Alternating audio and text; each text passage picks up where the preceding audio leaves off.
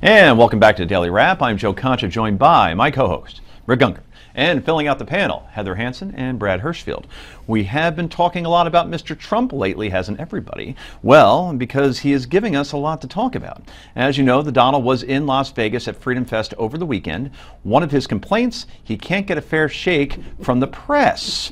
Well, joining us now via Skype, that's from Virginia. It's Chris Chmielenski. He is the Director of Content and Activism at Numbers USA. Chris, thanks for joining us. We appreciate it.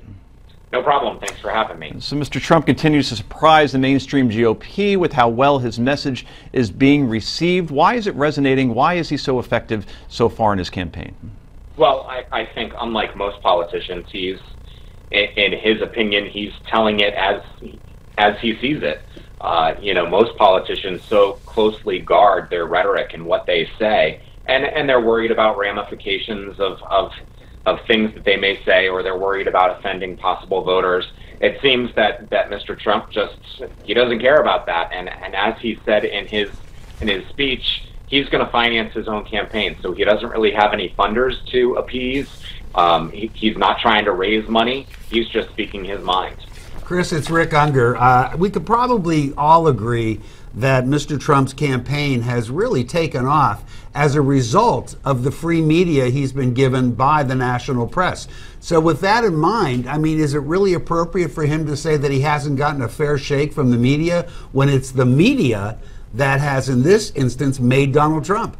Right, and I don't think it's really fair, and I think, Donald Trump, everything about him is he markets himself.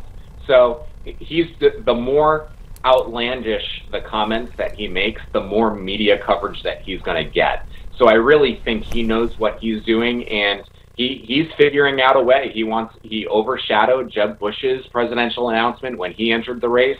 He seems to be overshadowing Scott Walker's announcement today. So as long as Donald Trump keeps on being Donald Trump, he's going to continue to grab the headlines. And, maybe what he's talking about, a fair shake, is that everybody's talking about the comments that he made rather than trying to do some investigative reporting and look into whether or not the statements that he made about illegal aliens coming from Mexico is true or not. Chris, Brad Hirschfield, I have a question. You just made the observation that Donald gets a lot of attention because he makes over-the-top or outrageous statements. At what point does the nerve on immigration that he's touched get undermined by the over-the-topness of the comments he's making? I think he's probably getting fairly close. And how do you reach? Forgive this expression. What's the border? And how do you know when you've reached it?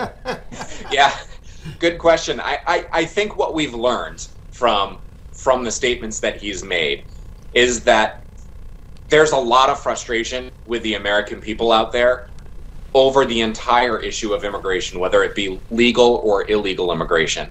I think especially when it comes to illegal immigration, most Americans feel that the federal government has not enforced immigration laws. And it's not just the Obama administration. It goes back to George W. Bush. It goes back to Bill Clinton. It goes back to George H.W. Bush. It's the last four administrations have done a very poor job of enforcing our immigration laws. They see that we have laws, they're not being enforced, and the reason, because they're not being enforced, we now have a situation where we have 11 to 12 million people living in the country illegally. Chris, do you think, it's Joe Concha again, given this Twitter fight that we're seeing now between Donald Trump and El Guapo, El Chapo, whoever he may be, who El Guapo, sorry. It's a sweater. Yes. I'm getting my movies mixed up. Anyway, do you think, this El Chapo, he escapes from prison, right? And about 30 seconds after being out, instead of, I don't know, trying to find a safe house or just trying to stay under the radar, he gets to the nearest social media, Twitter, to fire back at Donald Trump. And I'm going to ask this as a serious question, actually. Do you think Trump is in any kind of danger? Because this guy is really one of the worst actors you could find on the international stage, probably has the power to inflict harm. Do you think Trump is in any harm or in any danger at this point? Well, I don't know Donald Trump. I've never come in contact with him. But my guess is that he probably pays for a pretty good personal security detail. Sure. He's contacted the FBI. I'm sure his security people are talking to are talking to federal agents. And, you know, is he in real harm? I suppose you could say that maybe there is some risk involved with what's been going on, but I don't think anything's going to happen. I think Donald Trump is probably pretty safe, and he'll make sure that he stays in a safe place and isn't going to put himself in a situation where he could be harmed. Chris, it's Rick Unger again. I got to say something, by the way. I know your organization is heavily anti-illegal immigrant, but you are a very honest man. I hope you'll be back on the show.